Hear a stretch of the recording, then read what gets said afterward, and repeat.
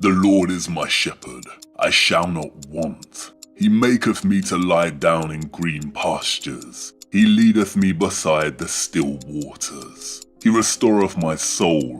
He leadeth me in paths of righteousness for his name's sake. Though I walk through the valley of the shadow of death, I will fear no evil. I will show you fear in a handful of dust.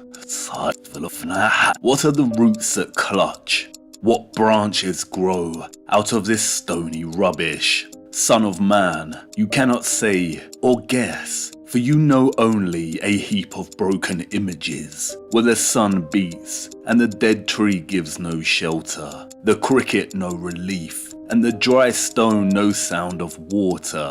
Only there is shadow under this red rock. Come in under the shadow of this red rock, and I will show you something different from either your shadow at morning striding behind you, or your shadow at evening rising to meet you. I will show you fear in a handful of dust. I will fear evil. I will fear no evil. For thou art with me, thy rod and thy staff they comfort me. Thou preparest a table before me in the presence of mine enemies. Thou anointest my head with oil, my cup runneth over. Surely goodness and mercy shall follow me all the days of my life, and I will dwell in the house of the Lord forever.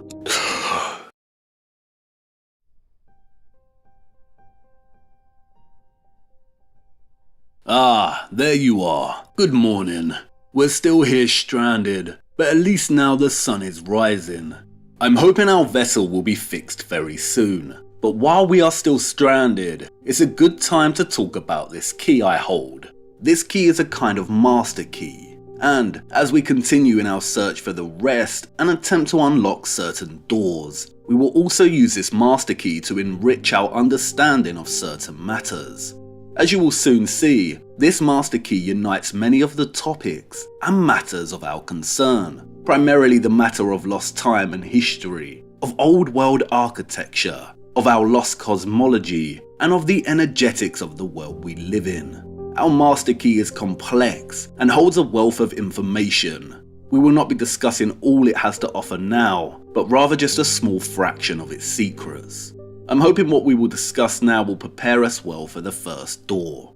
But as we continue, we will often need to set aside further time to investigate our master key in more detail, especially in light of new information. Let's crack on. It is no great secret that the two primary luminaries above our heads, the sun and the moon, function as timekeeping instruments. Time, as we know it, comes from our sun and moon. The sun rises in the east each morning and sets in the west each evening. From its rising in the east on the previous morning, it takes 24 hours for it to rise again in the east the following morning. Everyone knows that one whole minute is 60 seconds, and that 60 minutes make an hour, and that after 24 hours each day ends and another begins. And this is represented by our clocks. Looking at a clock, it is almost impossible to state when time actually began. It could have started at any hour. The hands of the clock continue to run in a cyclical manner day after day, year after year. And we all know that there are 12 months in a year, and that every 3 months, every quarter of a year, the Earth transitions from one season to another. Life on Earth begins and renews itself in the spring. The plants on Earth capture our seasons perfectly. They grow in the spring, flourish in the summer, begin to wither and wilt in the autumn, and come winter, the trees are barren. But as we enter spring again, a new year, the plants begin to grow again. Just like the hands of the clock, life continues. It renews and keeps going in a cyclical manner. The great circle of life. All circles have 360 degrees. The diameter of every circle is proportional to the radius. The traditional clock face is a circle of 360 degrees. And in watching the moon, we see the moon takes on a similar pattern as the seasons. Each month begins with a new moon, and as the month progresses, the moon waxes or grows into a crescent, then a quarter, then a gibbous until it finally reaches a full moon.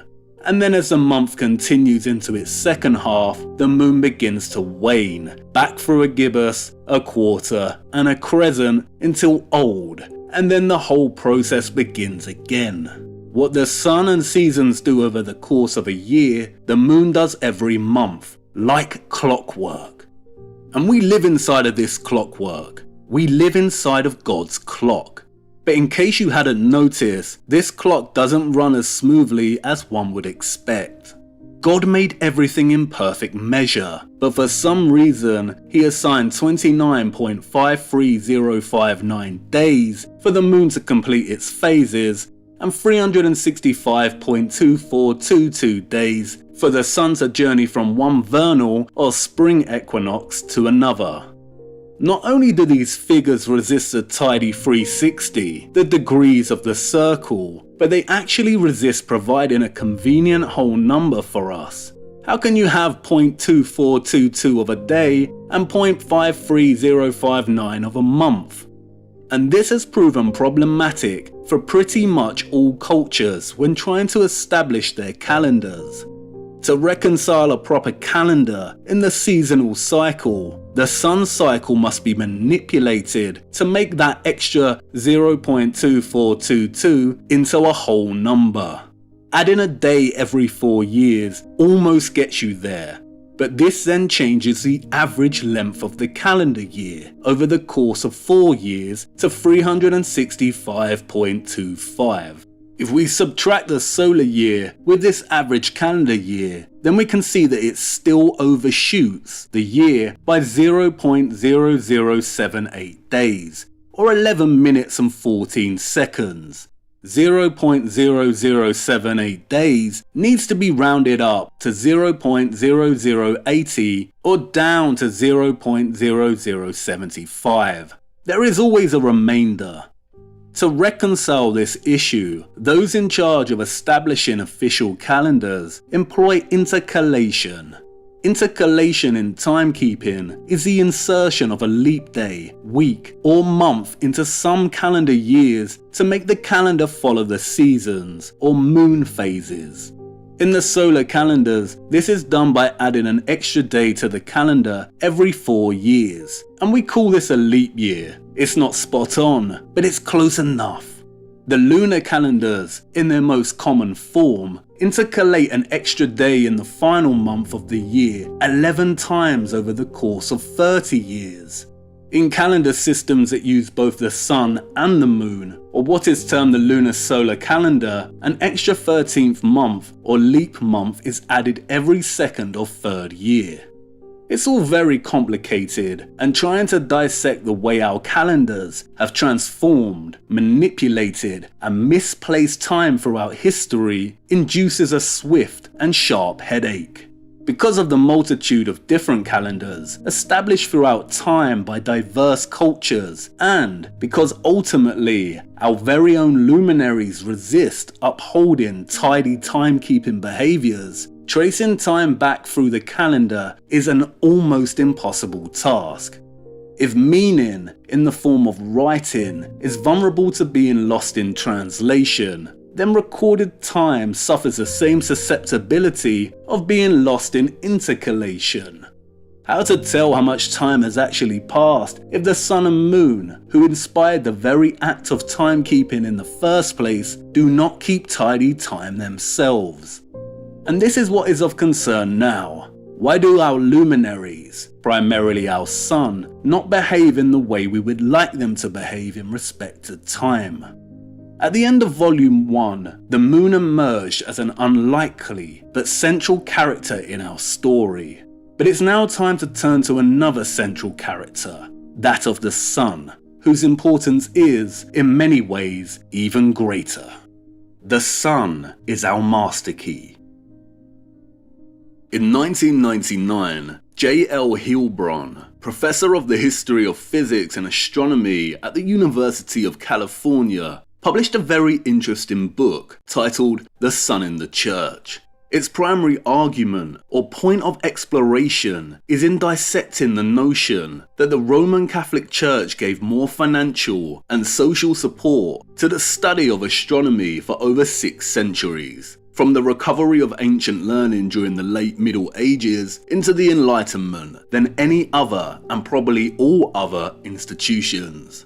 For prominent flat earthers, this statement would be of no surprise. Many have documented just how involved the church and Jesuits became in funding and shaping the heliocentric lie that has now come to have a firm hold over most of us since the beginning of our lives. To call Hilbrun's book a riveting read would be a lie. It's just as much a headache as some of the topics it covers, primarily that of somersault mathematics that the Jesuit-funded astronomers formulated in trying to justify the so-called science behind the heliocentric model, and the multiple commissions of the Church in trying to align Easter with the vernal or spring equinox. In Hilbrun's book, we are given an insight into the competing world of astronomers who were all trying to please the church and keep their funding going steady. The tensions we see emerge between the astronomers and the church is that between promoting heliocentrism, which directly opposed the church's desire to keep the model of the universe a geocentric one. As you know, the heliocentric model places the sun in the center of the solar system, and all the planets revolve and orbit around it. In the geocentric model, the Earth is at the center of the whole system and stationary, while the sun and planets revolve and orbit around the Earth. And the geocentric model aligns more appropriately with the Bible. The tensions between the astronomers' push for heliocentrism and the church's desire to keep the Earth at the center of it all is a carefully orchestrated historical narrative and, as per usual, not organic or innocent. Just like the politics of today, the left-wing heliocentric model and the right-wing geocentric model are, in essence, just 2 wings of the same bird, and that bird is spherical.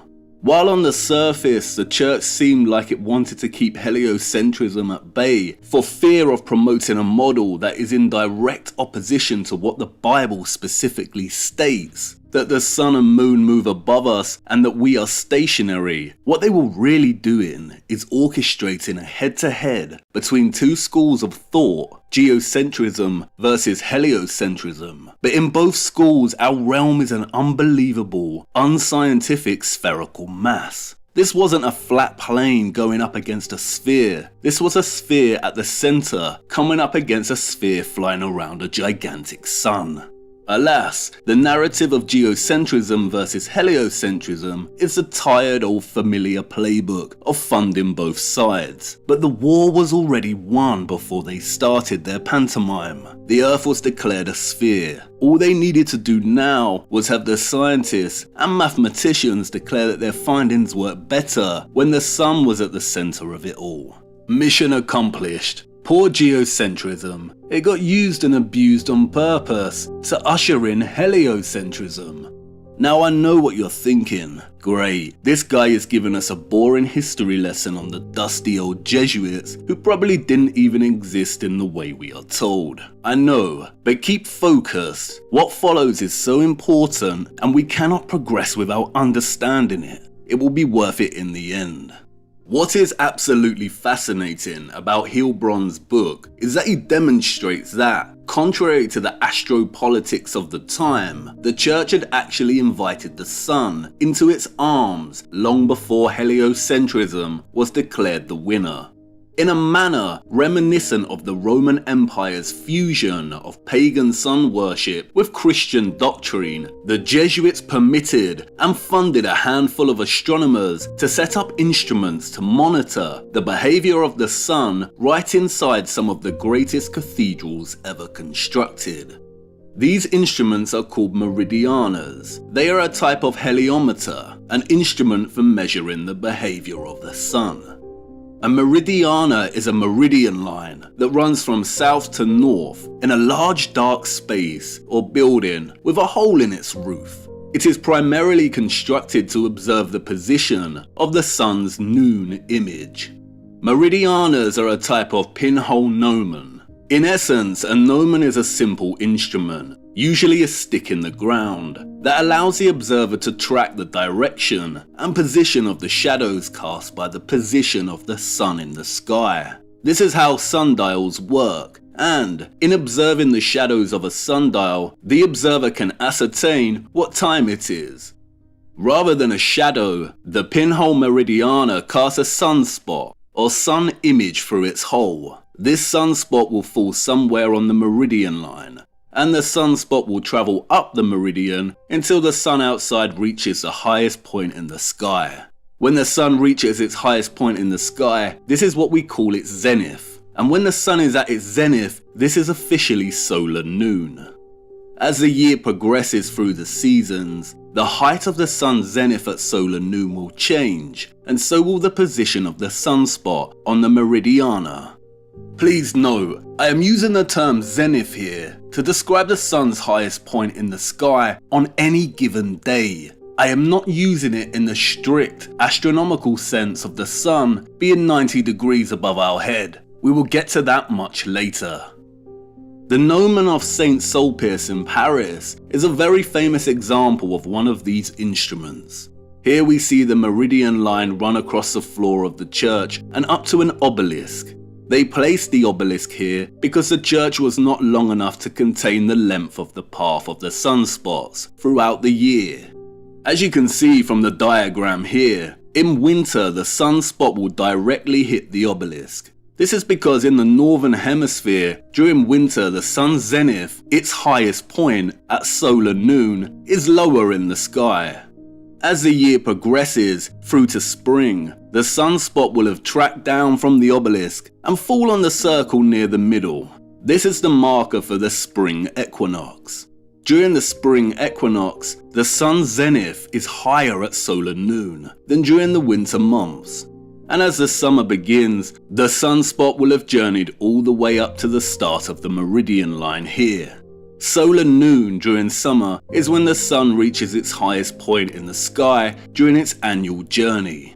As autumn begins, the sun's highest point becomes lower in apparent height, and the sunspot makes its way back to the circle here for the autumn equinox. Now that's great. The astronomers of the Middle Ages and all the way up until the 19th century got their kicks out of creating holes in wonderful structures so they could watch the sunspot dance back and forth throughout the year. But this is not what they were really up to. They were monitoring the position of the sunspot annually and tracking the way it deviated between annual equinoxes and solstices. And maybe you're starting to think, hang on a minute, maybe the narrative is all fake and our advanced historical ancestors, the ones who built these huge structures that acted as energy generators, also made them function as huge gnomons to trap the luminaries. It's a fancy thought, but not quite. Establishing a meridiana was no easy feat. It often required astronomers to commission drastic reflooring of these structures in order to achieve a flat level. Giovanni Cassini's method of leveling the ground is an excellent example. As Hilbrun explains, Cassini dug a ditch along the calculated course of the line, placed a wooden canal in the ditch, and filled the canal with water to provide an accurate level. Ah, the irony. The leading historical figures of astronomy had to turn to the immutable and uncurvable nature of water to achieve an accurate level so they could track the movement of the sun. Did they know, or were they just blinded by obsessively looking at the sun? The question we need to ask, however, is why were the astronomers between the 1500s and 1800s obsessively tracking the sun's position during the equinoxes and solstices? We must now turn our attention to what the sun above us is actually doing. And it's time to talk about the obliquity of the ecliptic and the precession of the equinoxes again. Now, I broadly introduced these concepts in our examination of the moon. What I now need you to do is forget everything we explored here and in this model that I presented. We will return to it much later, but for now, forget it. To understand a crucial aspect of our master key, I need to discuss these concepts first of all, and ironically, in heliocentric model terms, and then geocentric plane model terms, or what is referred to as the flat Earth model. What I am going to try and explain now is not hard to get your head around, but it is very complex, and I will try my best. As you know, in the heliocentric model, the Earth rotates on its axis, and in addition to doing this, it orbits the Sun. One rotation on its axis is a day, roughly 24 hours, and one full orbit of the Sun is a year, or 365.2422 days. Instead of the Earth's poles being situated upright on the globe, they are displaced at an angle of roughly 23.4 degrees. This is what we call the axial tilt. The Earth rotates on this axis. In the heliocentric model, the Earth's spin and orbit are not the only movements. There are also 3 Milankovitch cycles, named after the Serbian geophysicist and astronomer who theorized them, which describe the changes in the Earth's movement and the impact it has on seasonality and locality of solar energy. Accepted scientific theory posits that the Earth's axis is slowly changing. According to this theory, there are a handful of ways it is changing, and they are happening simultaneously and slowly. We have already spoken about one of these changes, the first Milankovitch cycle, that of the change in orientation of the Earth's rotational axes, or what is called the precession of the equinoxes. Because the Earth is apparently tilted and rotates, scientists have used the analogy of a spinning top to describe this kind of axial movement.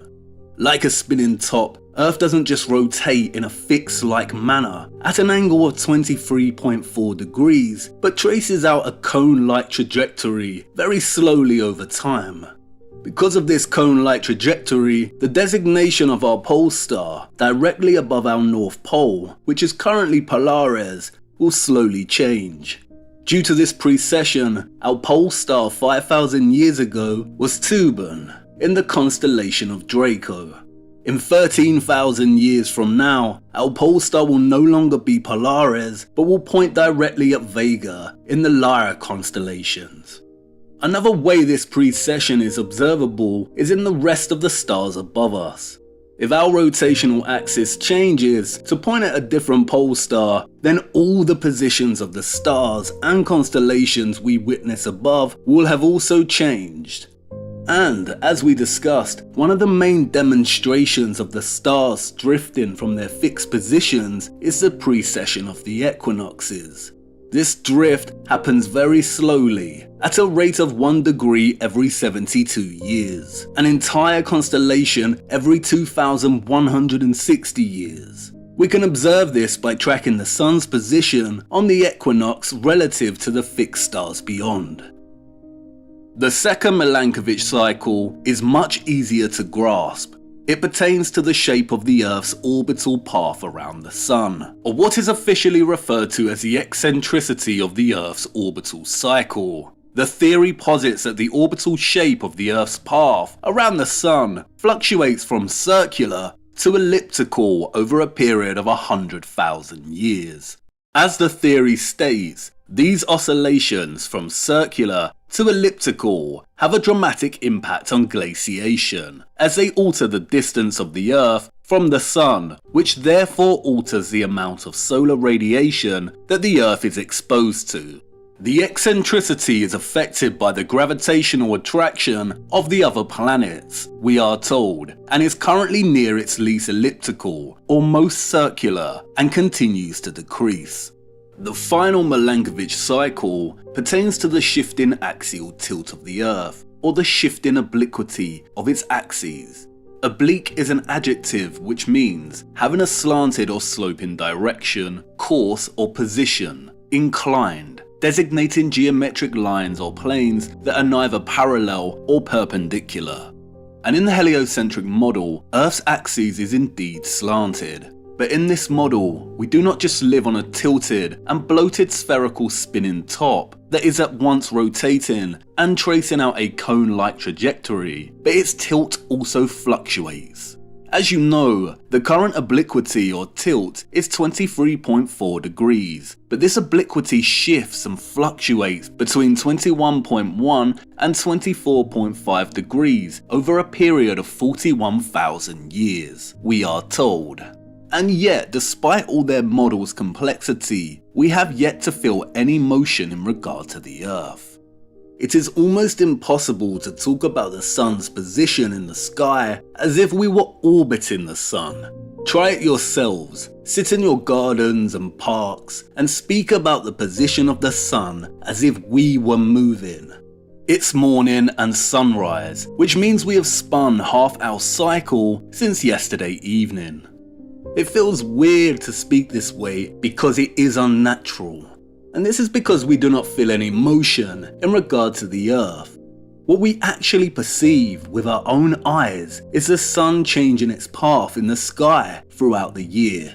So let's try and conceptualize what this obliquity of the ecliptic looks like here on Earth. And to do this, let's head over to the equator for the equinox. The sun hasn't risen yet, so let's expand our viewpoint in anticipation. What we see here when looking out at this expanded viewpoint is what is termed the celestial sphere. It is an abstract concept and, in the spherical Earth model, surrounds a spinning ball. Now, we can divide this celestial screen in half, and this is what is known as a celestial equator. And just like the geographic equator divides the north and south of our so-called planets in half equally, the celestial equator divides the sky. We are on the geographical equator at 0 degrees latitude, so it divides our sky screen here equally. Ah, here comes the sun. Watch closely.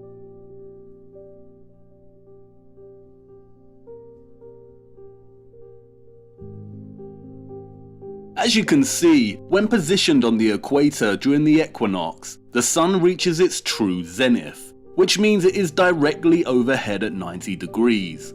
As you can also see, the sun travels the celestial equator here perfectly. It is currently 1 PM. It will continue to traverse the celestial equator until it sets. Now, let's rewind the sun to 1 PM and see what happens as we progress through the months of the year, keeping our time fixed at 1 PM. As you can see, the sun at 1 PM changes position. It weaves between the celestial equator like a serpent. As you can see, the celestial equator remains fixed here, but there is another line carrying the sun. This line is called the ecliptic. And as you can also see, the ecliptic has both northerly and southerly limitations. The sun does not track past this line to the north and this line to the south in its annual journey. These lines mark the tropic lines of latitude, Cancer and Capricorn, which form at 23.4 degrees north and south of the equator. If the ecliptic is the annual path of the sun, then the obliquity is the northern and southern limitations of this path.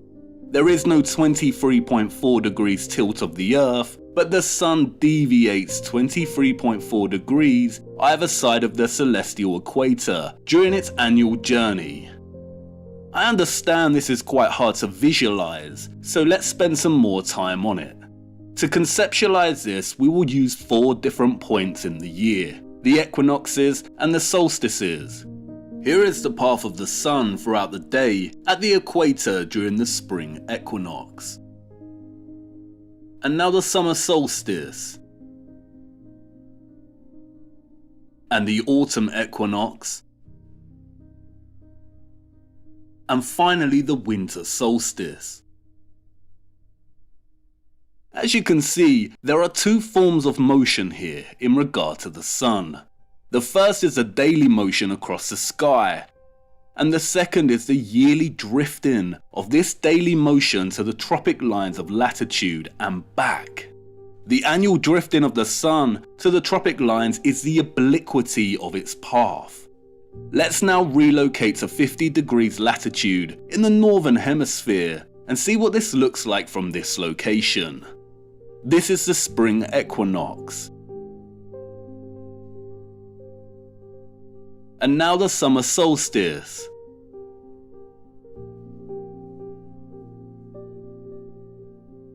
the autumn equinox,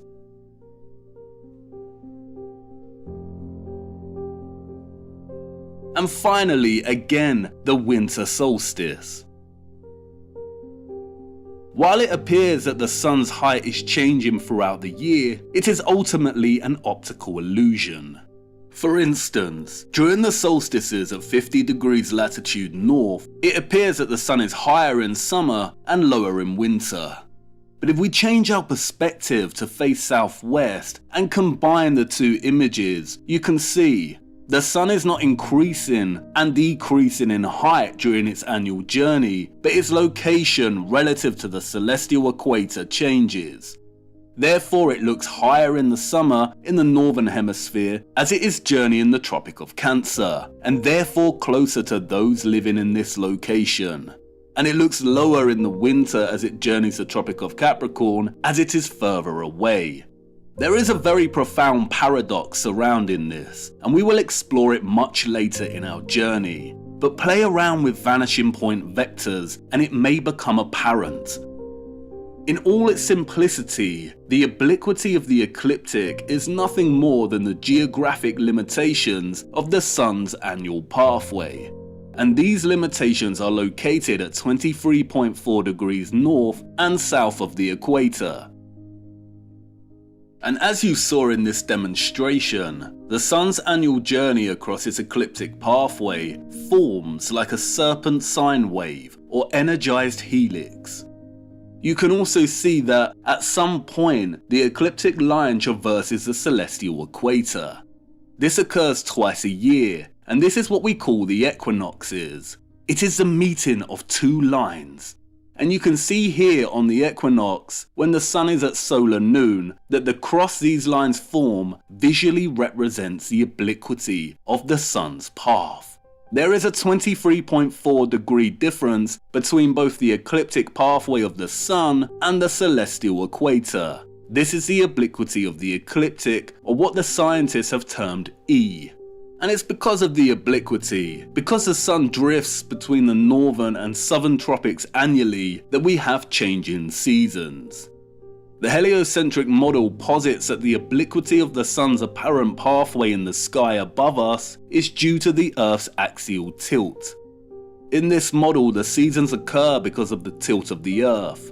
For instance, as the Earth journeys away from the spring equinox, the northern hemisphere tips more towards the sun due to the axial tilt.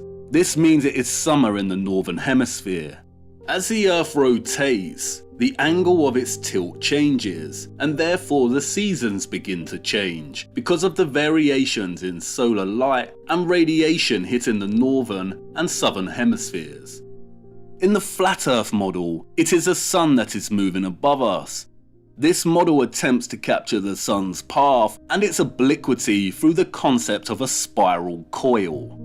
From the equator, the sun spirals inward until it reaches the Tropic of Cancer north at 23.4 degrees latitude. It then spirals outward back to the equator for the equinox, and then keeps going until reaching the Tropic of Capricorn south at 23.4 degrees latitude. And although this model's conception of the sun's annual pathway is not entirely accurate, it is accurate in its argument that it is the sun above us that is moving and that its annual pathway deviates from the equator. To summarize then, the annual path of the sun does not continually traverse the celestial equator, but deviates north and south on its ecliptic line, reaching a maximum of 23.4 degrees latitude. And the angle, or degrees, between the ecliptic pathway and the celestial equator is what is termed as the obliquity of the ecliptic, or E. And in addition to the seasons, one of the key ways this obliquity and the second Milankovitch cycle of eccentricity affects our lives here on Earth is in the difference between the hands of the man-made clock and the actual behaviour of the sun clock above us. Hilbrand's research demonstrates that both the Church and the astronomers from the 16th century onwards were obsessed with monitoring the annual path of the sun and tracking any deviations that occurred each year. and they found that meridianas were a good way to do this. But the meridiana and the vast amount of sundials and other heliometers that were appearing in excess throughout European cities and towns up until the 19th century also provided a service to the locals. They were able to congregate around a sundial around local noon to reset their clocks. The locals could watch a shadow of the sundial approach noon and wind their clocks to make sure they were running on accurate time. But there was a problem, for you see, before the establishment of time zones and standardized time, noon happened at different times within the same country and even within the same city. As well as forming a reliance on town sundials, the locals also relied on church bells to chime at the right moment to ascertain the time and wind their clocks. But for those living in a city such as Rome, according to Hilbron, it might take 20 minutes or more for all the churches in the city to ring in the same hour. The disparity in sounding the hours among church clocks throughout Europe, he continues, was notorious. And it was up to the individual to ensure they kept running on true time. As one Jesuit teaching manual from the time preached, the clocks almost never agree. You must overcome this defect by your diligence. And this disparity between the man-made clock and the actual sun clock above us presents itself because of the obliquity of the ecliptic and the sun's eccentricity. The reason for this is because our clocks make the intervals between each successive day equal to 24 hours. If it is noon on a Tuesday, then you can guarantee that in 24 hours time, your wristwatch will tell you it's noon on a Wednesday. Our clocks are regular and standardized. If you look at your wristwatch and see that it is 9 PM on a Friday, then you can feel reassured that 24 hours later, the hands will be striking 9 PM on Saturday. But the sun above us does not act in this regular and standardized manner.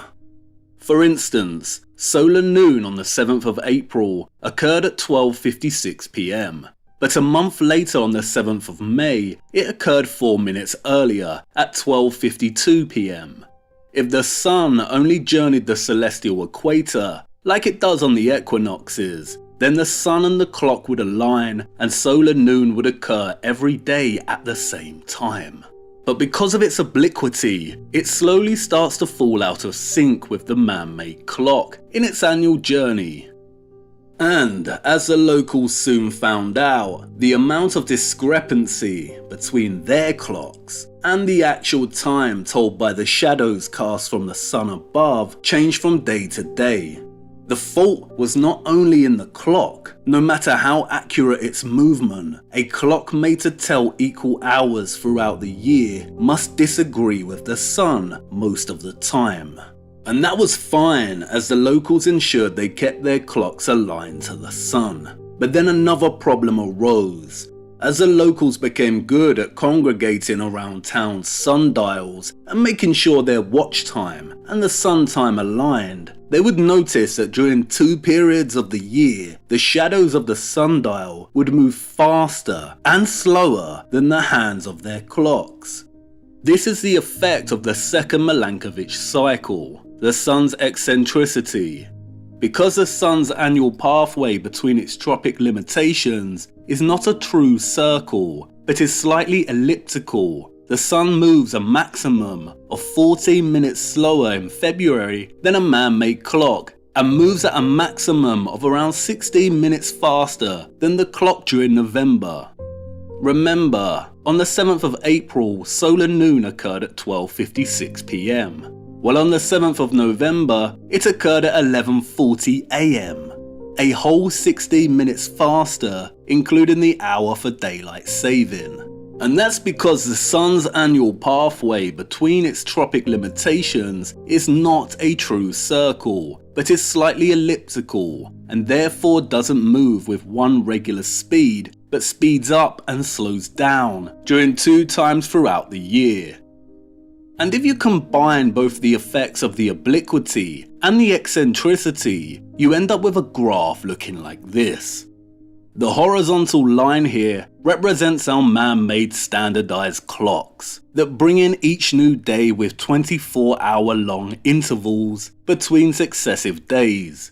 But the positive and negative crests of the sine wave here represents the way the sun clock above us deviates from the man-made clock throughout the year. The positive is when the sun is faster than the clock, and the negative is when it is slower than the clock. And the difference between the sun's irregular behaviour and the clock's regular tidy ticking is what is called the equation of time.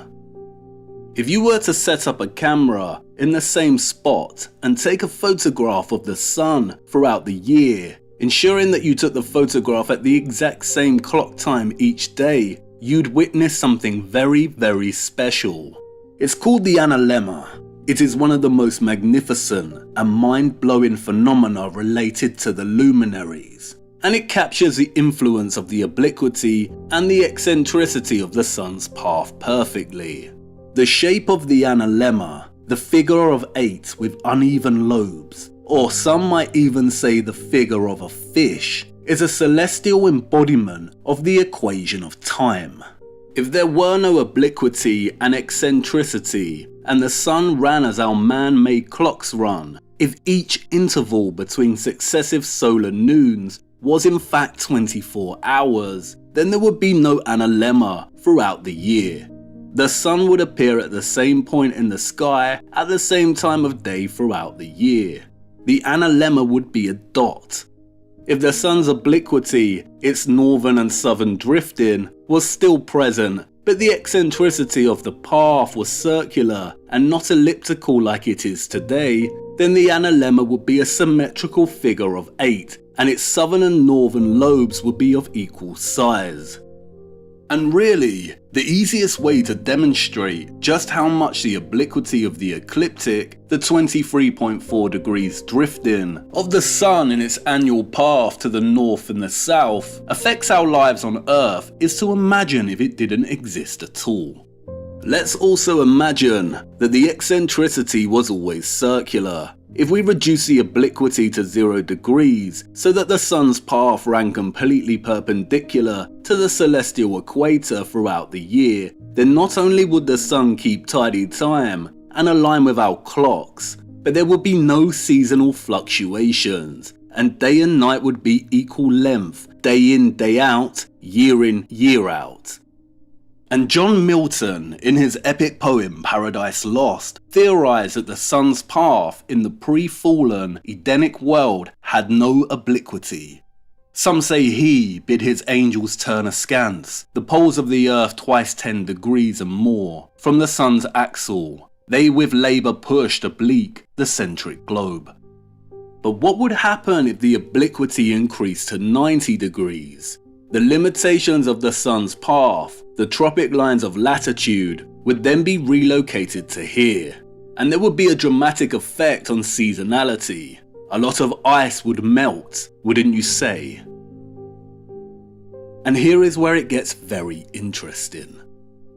As Hilbrun's The Sun in the Church explores, the Jesuits and astronomers were not just flexing their mathematical prowess in trying to determine whether the Earth orbited the Sun or vice versa. They were obsessively checking whether the obliquity was shifting.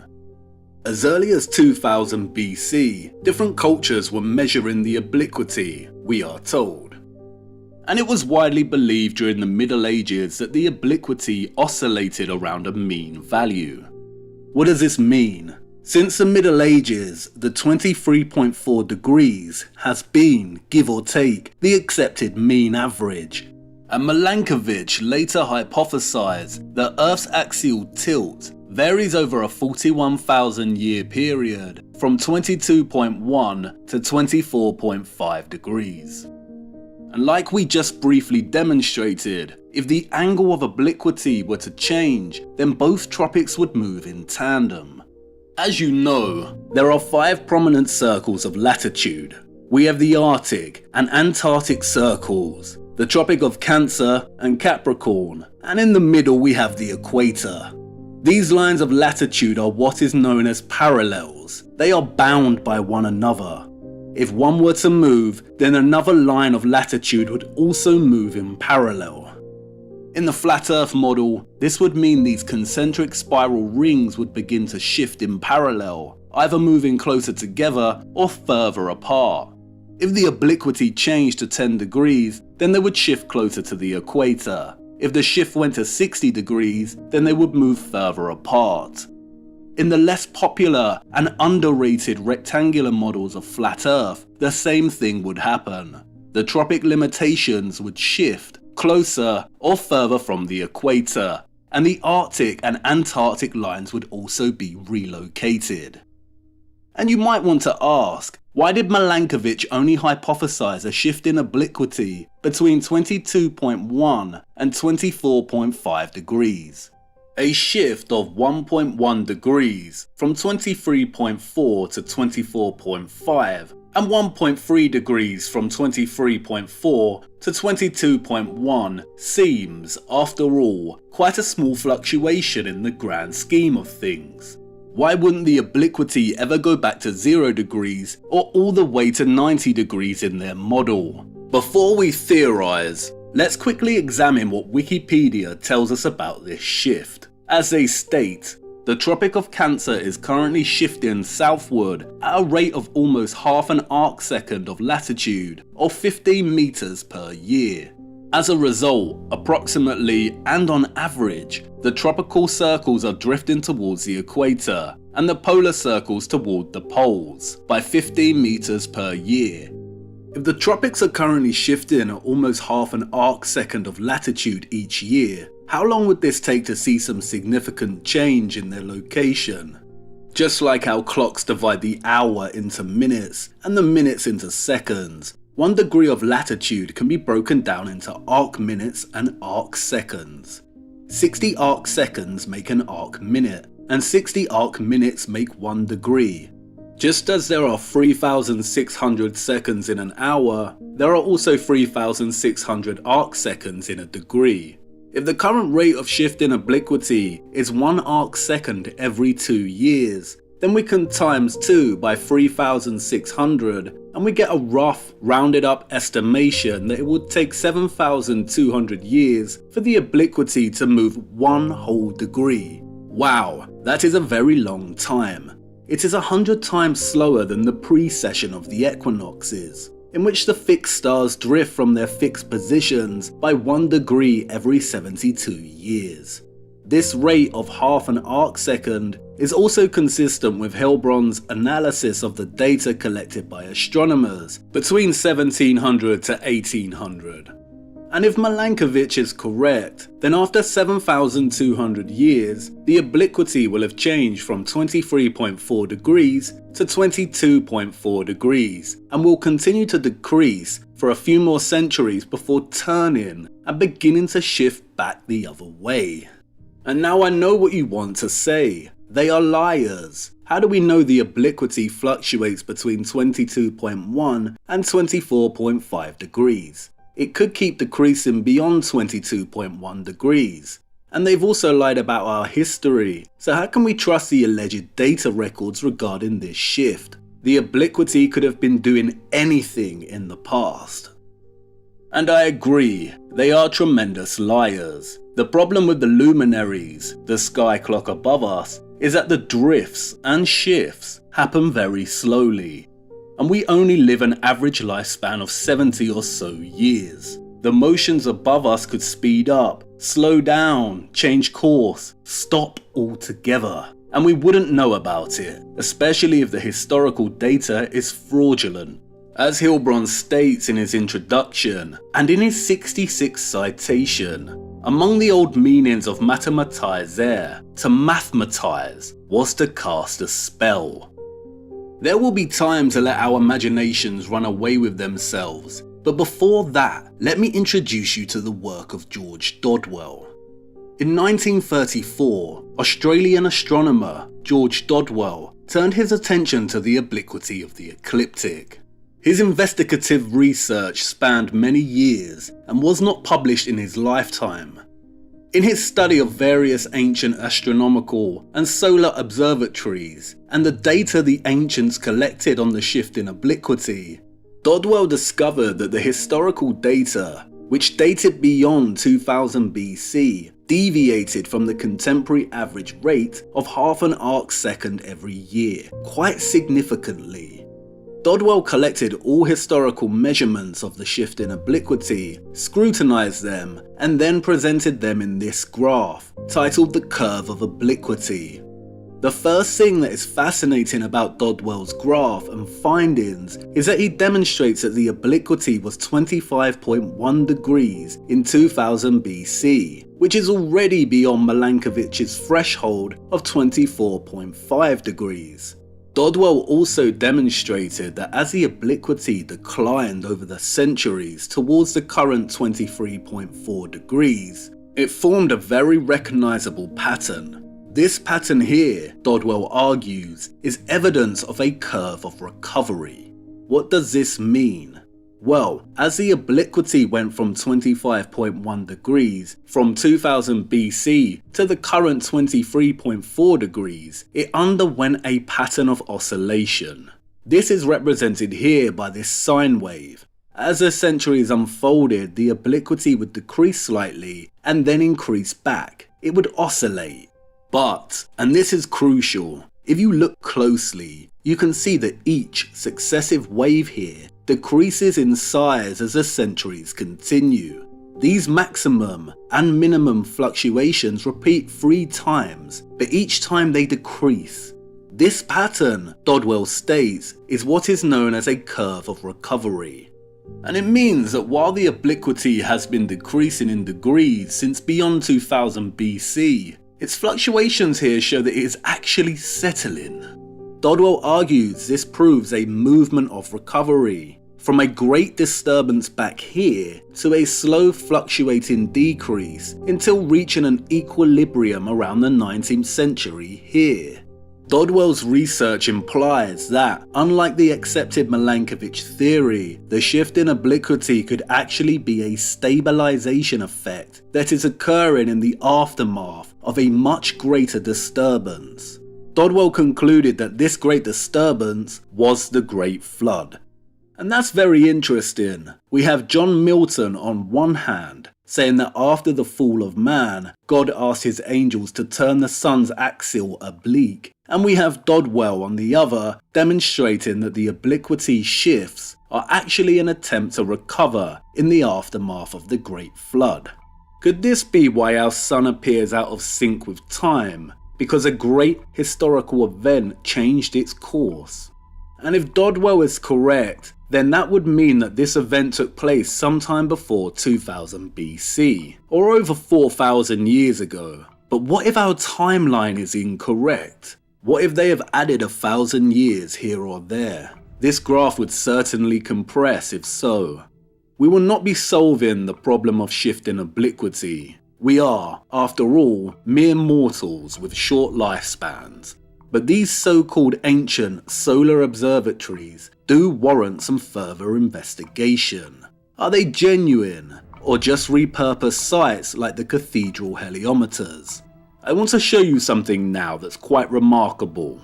Look.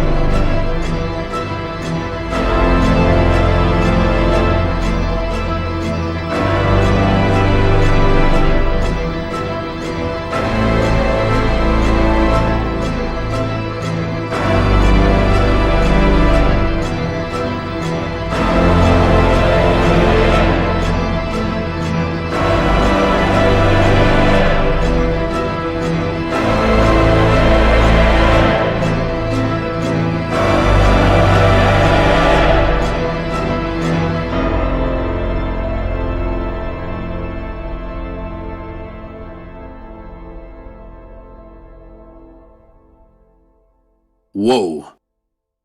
As you just saw, many of the so-called ancient monuments of the past still, to this day, perfectly align with the annual equinox and other key dates.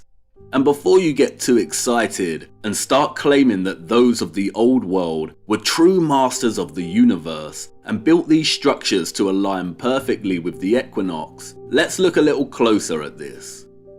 The work of Dr. Jayasri Saranathan brought something to my attention that I had not really considered before. The Gregorian calendar was established 439 years ago, in 1582. Around the same time, the astronomers started making holes in cathedrals.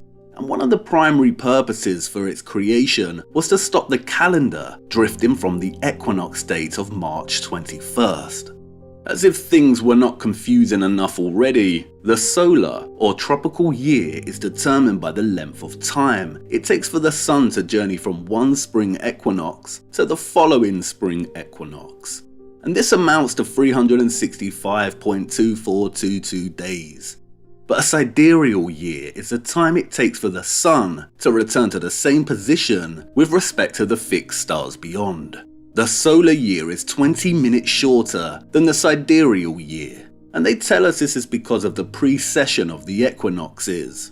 Remember, in this theory, the Earth is tracing out a cone-like trajectory, and because of this, the intersecting point here between the celestial equator and the ecliptic, or what we call the equinox, is supposed to be moving backward or westward at a rate of 1 degree every 72 years.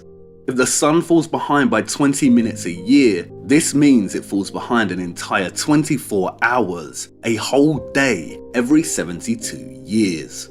As Saranathan states, it is understood that there is no change in the tropical equinoctial date in the Gregorian calendar. The spring equinox always occurs on the 21st of March, or the 20th to 21st of March.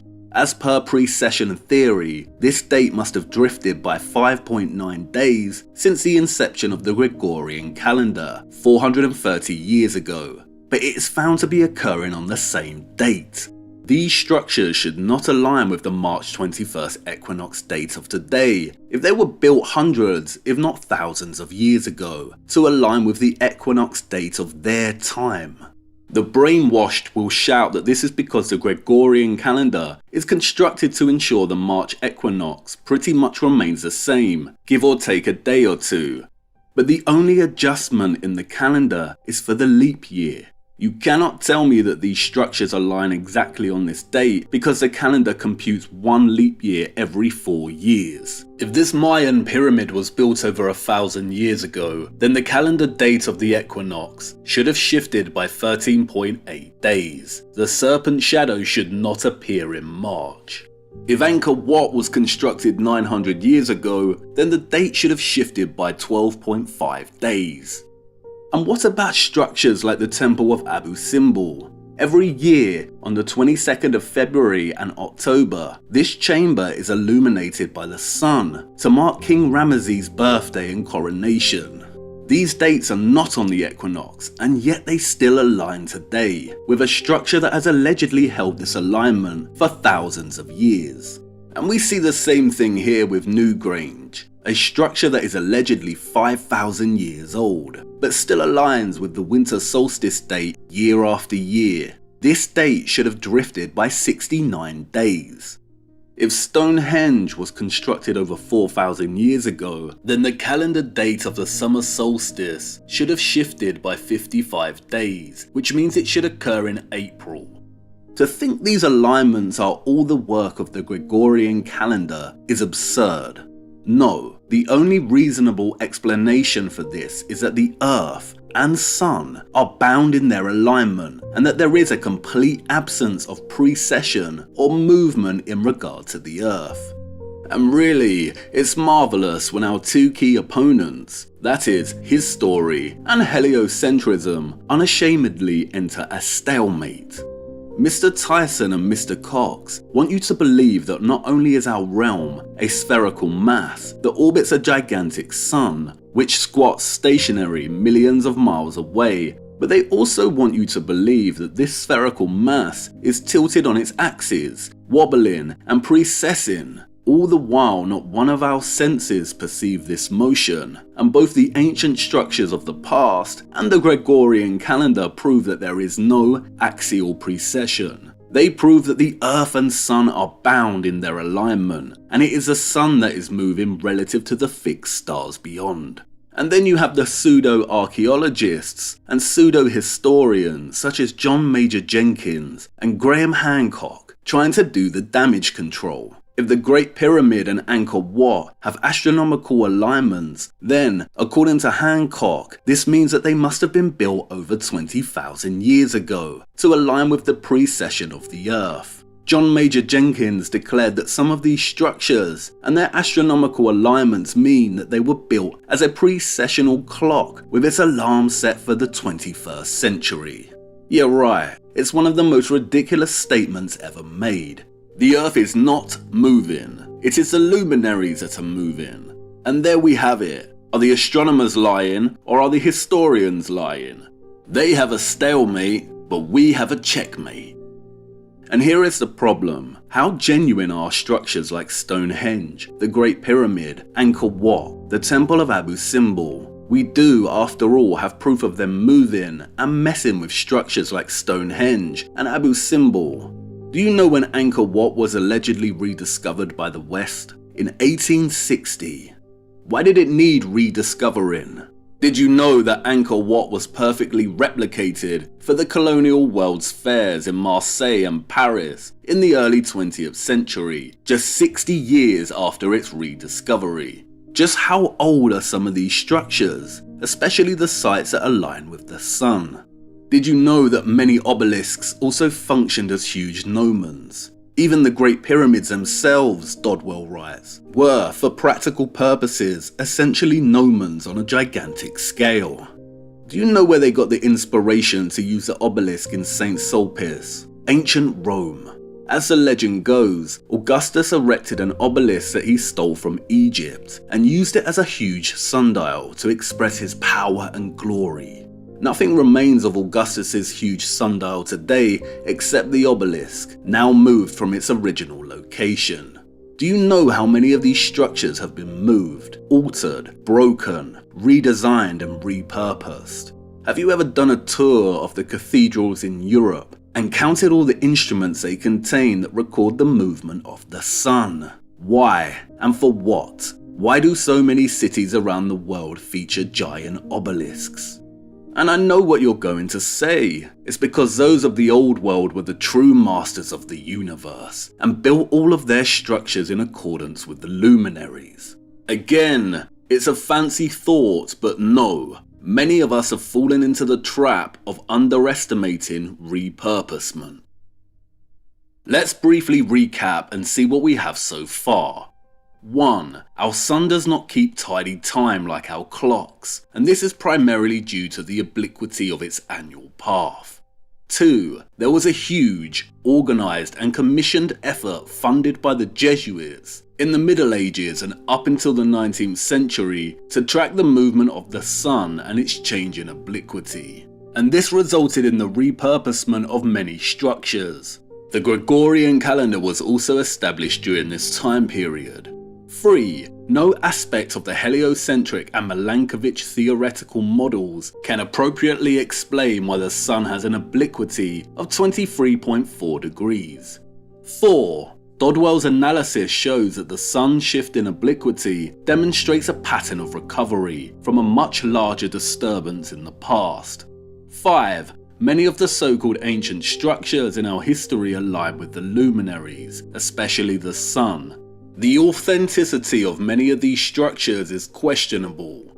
Now, let's ask a theoretical question. Is it possible that a great disturbance occurred in the past that affected our sun and in turn caused the disappearance of the old world, and those that followed repurposed these structures to ascertain the status of the sun and reconceptualize a new model of the Earth and universe?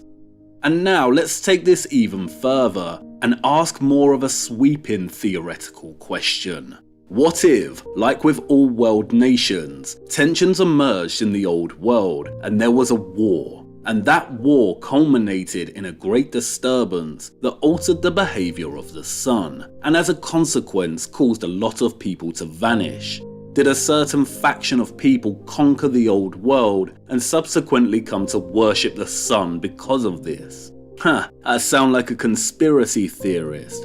And maybe all we can do is speculate. But have you ever really given concentrated focus to the undeniable prevalence of sun worship throughout our world?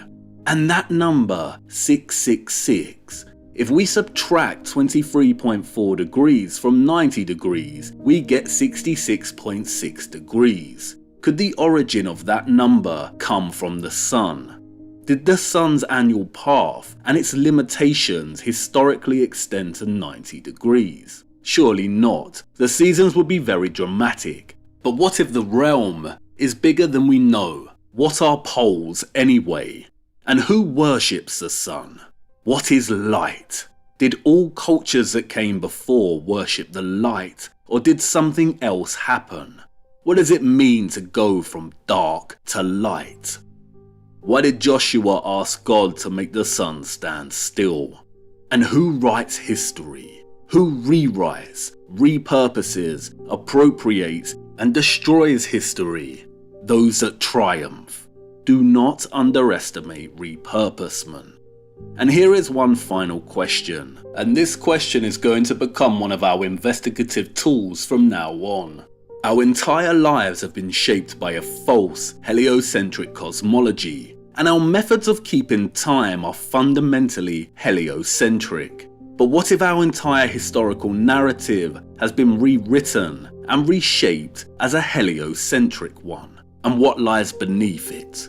Who actually built these clocks? The same people who built the cathedrals, or the same people who repurposed them in honor of the sun? Start looking closer in your day-to-day. Look a lot closer. We have only just begun to examine our master key, but as you can see, it gets the mind ticking. And it's also given us a time frame to work with. The cathedral heliometers and the Gregorian calendar were established in the 16th century. This period has been termed the Renaissance. Do you know what that word means? It means rebirth, to reappear, to rise again, to be born again. Who or what rose again? I think it's time we left this dreaded place and journeyed on in search of the next key. I know the man who holds it and exactly where to find him. He's been waiting for us, but I fear we are too late. We will have to attempt to go to Siberia later. We have missed our window of opportunity. We have to open this door now because we cannot continue unless we start to grasp the overwhelming complexity of how much they have changed throughout the last 400 to 500 years. Many have sadly underestimated just how enormously our history and the monuments and structures of the past have been repurposed. Come on, wait, what? You have a question.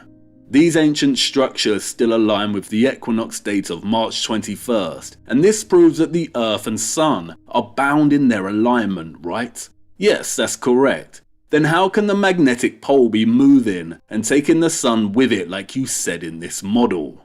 That's the spirit. An excellent question in light of new information, and the first instance of a trend that will definitely continue as we progress. You'll notice that as we start to open doors, we will also open many cans of worms. But you're just a little too early. Something is fundamentally missing here. There is a thing that nothing is, and yet it has a name. Have you ever really considered the word noon? It is one of the most beautiful words in the English language. It is a palindrome. It reads the same both ways. But have you ever noticed that it visually represents the sun's daily path? The two ends look like doors, the east and the west in which the sun arrives and departs, and the O's, the sun's form as it journeys its path. When we set out so long ago to ask what on earth happened, The brilliant light of awakening was like a sunrise heading towards its zenith. Perhaps our journey has even felt like a kind of enlightenment. But Icarus flew too close to the sun and was cast back down. And it's about that time. That's where we are heading. We have culminated, and a steady descent into the dark is coming.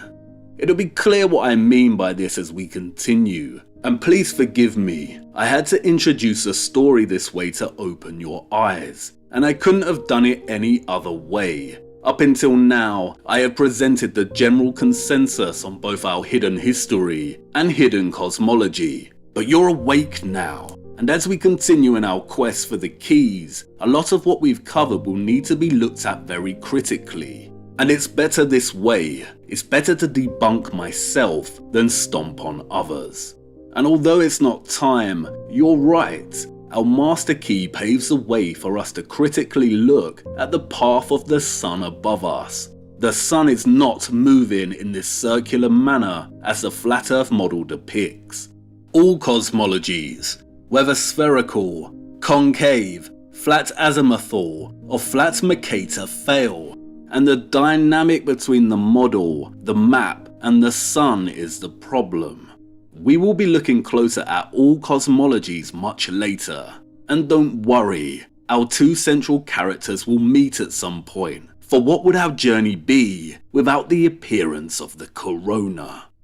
And we need to make a deal right now. If you are to continue on this journey, and we start uncovering things that do not hold up to critical investigation or no longer work, then we must let them go, no matter how much we have grown attached to them. Otherwise we will be carrying baggage, and we cannot afford another crash, so let's shake on it. Excellent. Ah, and look at that, our vessel is fixed. We can finally journey onward. Let's get going. It's time to get this door wide open, and we are already late for a very important date. Let's just hope our man is still there waiting to give us the key.